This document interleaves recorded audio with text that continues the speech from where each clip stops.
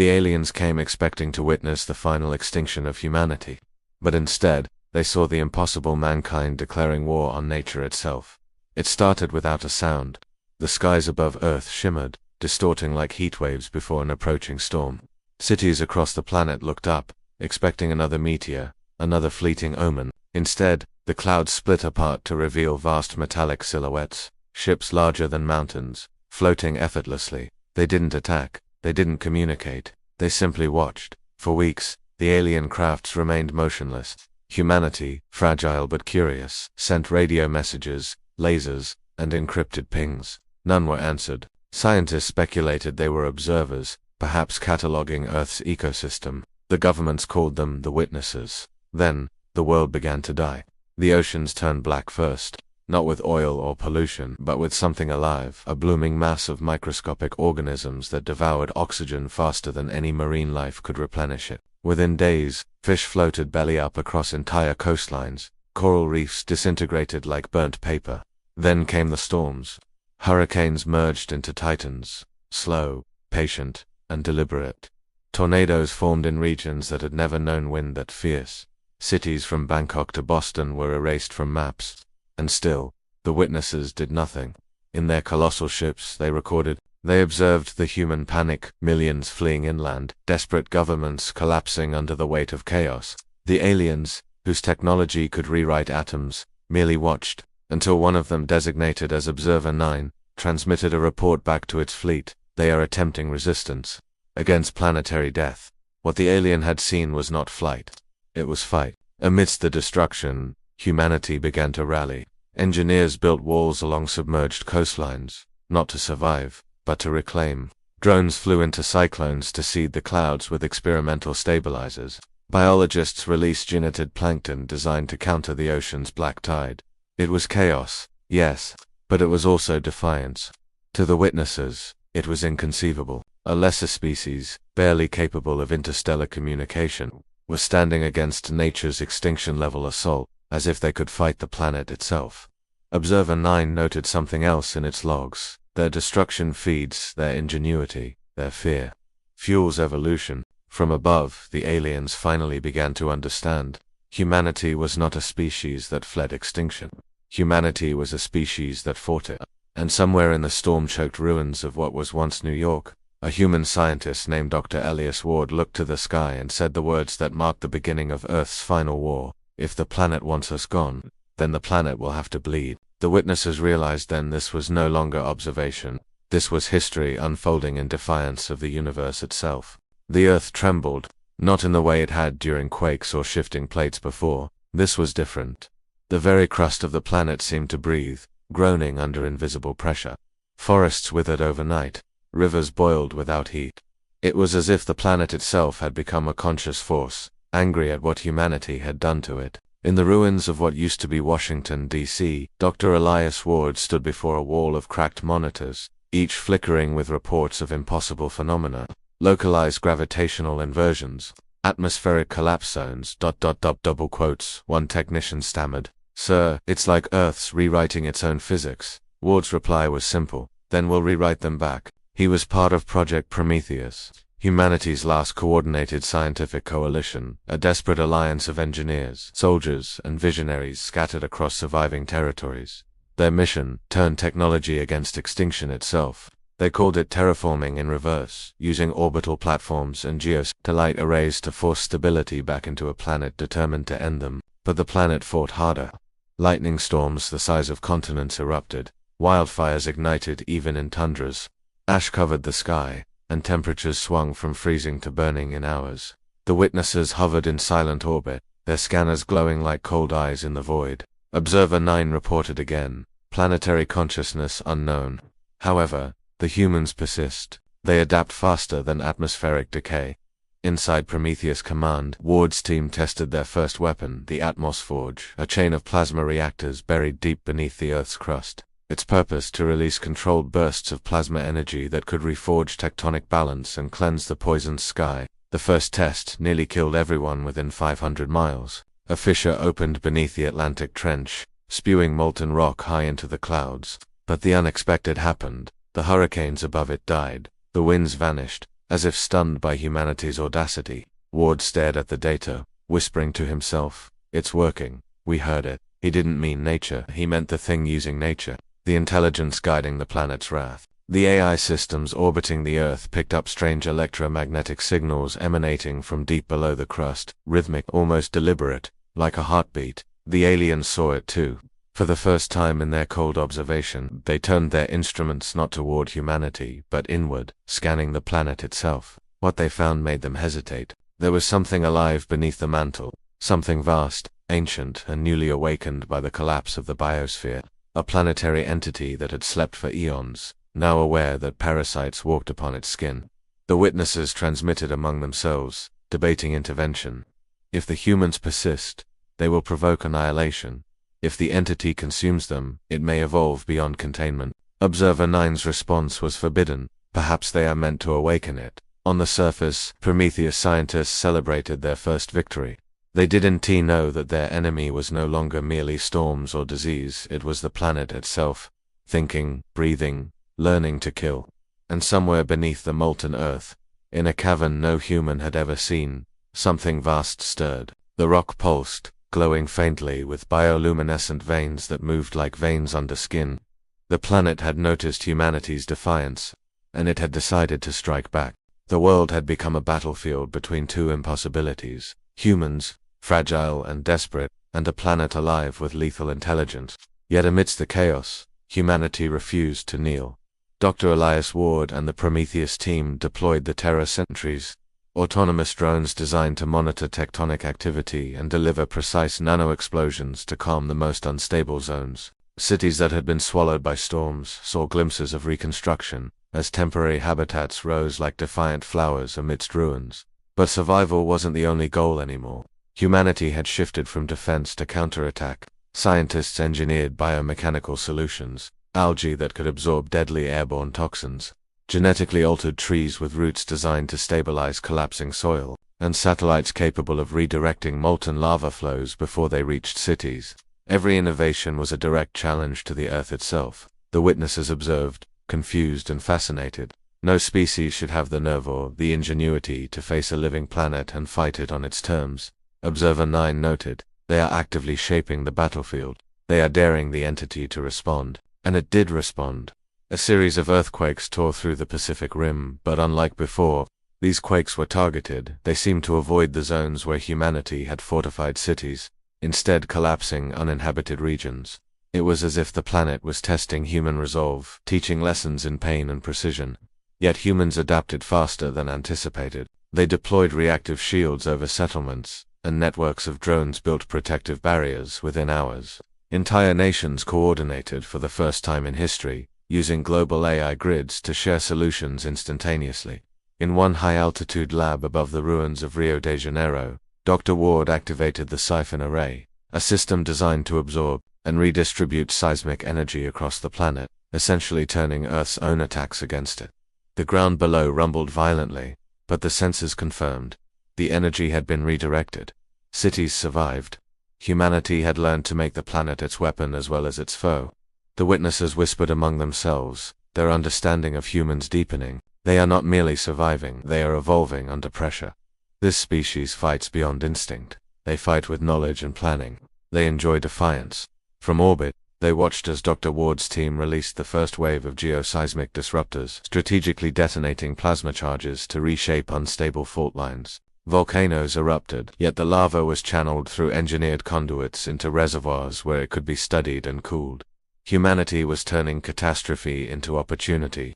Yet for all their victories, the planet's intelligence was far from defeated. Massive shockwaves ripped through unpopulated continents. Sentient storms roamed the skies, recalibrating, learning from every human move. Every triumph carried with it an immediate challenge. In the chaos of a transformed New York, Ward addressed his team. They think they can break us. They think they can scare us into extinction. But we are the first species in history that refuses to cower. The Earth may be alive, but we are alive too, and we will fight with every ounce of ourselves. The witnesses transmitted their most startling observation yet.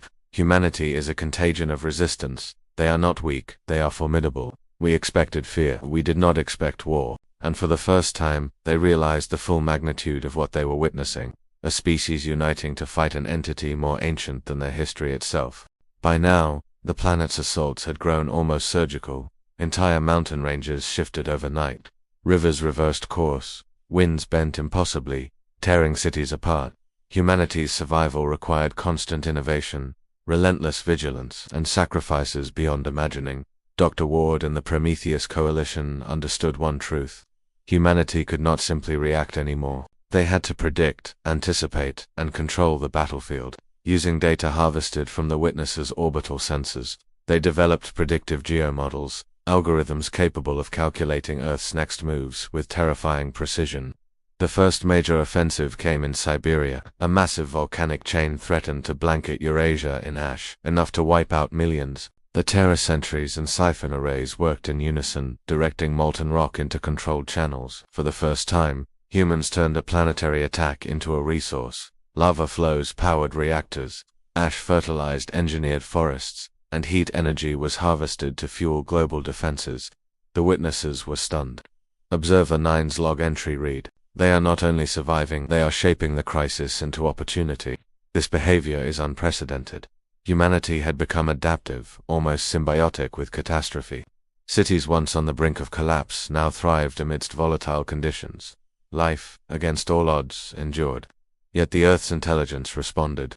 It was no longer subtle. Massive storms, far larger than any previous, converged across the Atlantic, forming a single, continent-sized hurricane. It moved with intent, avoiding uninhabited lands, targeting strategic human strongholds. The planet's will was undeniable. In a command center carved deep beneath the Rockies, Ward watched live feeds of the storm. "This isn't just weather," he said grimly. "It's strategy. It's learning from us. And we have to be faster, to counter." Humanity deployed Skyweavers, massive tethered drones designed to manipulate the storm's electromagnetic fields. The operation was unprecedented in scale. Thousands of drones, networked into a single hive mind, worked like threads in a giant net, weakening the storm's core and redirecting its energy harmlessly into the ocean. As lightning crackled and clouds churned above, Ward's team realized something extraordinary. They were no longer merely fighting for survival. They were teaching the planet to negotiate, to recognize human agency. Every calculated strike, every adaptive solution, sent signals that Earth itself seemed to understand. The Witnesses, floating silently above, watched in awe. They are negotiating with a planetary intelligence using tools of warfare and science. This species may indeed be capable of defying extinction itself. Yet even as victories mounted, costs were staggering. Cities lay in ruin, millions were displaced, and every solution came at the expense of human life and natural balance. Humanity was winning battles, but the war was far from over, and somewhere beneath the planet's crust, the entity that governed Earth's movements pulsed with awareness. It was learning, adapting, evolving, acknowledging humanity not as prey, but as a worthy opponent. For the first time, Dr. Ward allowed himself a cautious thought. Maybe, just maybe, we're not fighting for survival alone. Maybe we're fighting for respect. The turning tide had begun, but the storm of consciousness below the surface had only just opened its eyes. Humanity's fight had not gone unnoticed. The Witnesses, previously silent observers, began to transmit cautious communications. Their messages were fragmented, cryptic, and alien, encoded in frequencies humans could barely decipher. Yet the Prometheus scientists managed to translate enough to understand the essence. Your species defies expectation. You risk annihilation for defiance itself. Assistance may be offered, cautiously. For the first time, the aliens extended a hand, not of conquest, not of judgment, but of collaboration. They provided schematics for stellar-scale stabilization arrays, technology capable of manipulating gravitational fields and atmospheric pressure with precision beyond Earth's native capability. Dr. Ward and his team worked feverishly to adapt the alien technology. They called it Project Ascendant, a bold initiative to not only survive, but to turn the tide definitively in humanity's favor. While the Earth's intelligence continued its relentless assaults, humanity now had a secret advantage: knowledge from a species that had mastered interstellar warfare. Drones were retrofitted with alien propulsion systems, satellites recalibrated to channel energy in ways that even the planet could not anticipate. Then came the first joint operation. A massive earthquake threatened the megacities of East Asia. Using combined human ingenuity and alien technology, Ward's team generated a gravitational counterpulse. stabilizing the shifting plates and saving millions.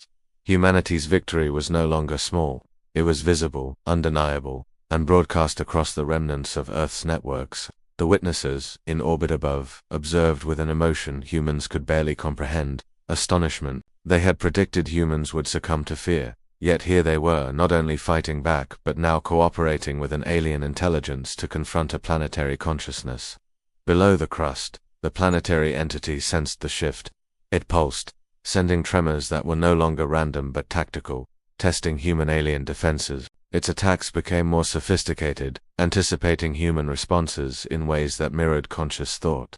Ward knew the moment was coming when humanity would need to confront the entity directly.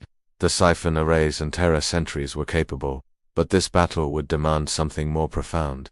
Not only adaptation but creativity, audacity, and courage, on a scale never before witnessed. Amidst the chaos, humans began to take another bold step. Biologists engineered symbiotic organisms designed to communicate with the planetary consciousness at a molecular level. The aim, not to destroy, but to negotiate existence, to prove that humans were not invaders, but worthy stewards capable of coexistence. The witnesses, observing the audacity, made their first commentary in centuries. This species does not merely survive, it transforms the rules of existence. If extinction is inevitable, perhaps it is also negotiable. For the first time, humanity was no longer a passive target. They were a force, a presence that demanded recognition from Earth, from the witnesses, and perhaps from the universe itself. And somewhere deep beneath the surface, the planetary entity hesitated.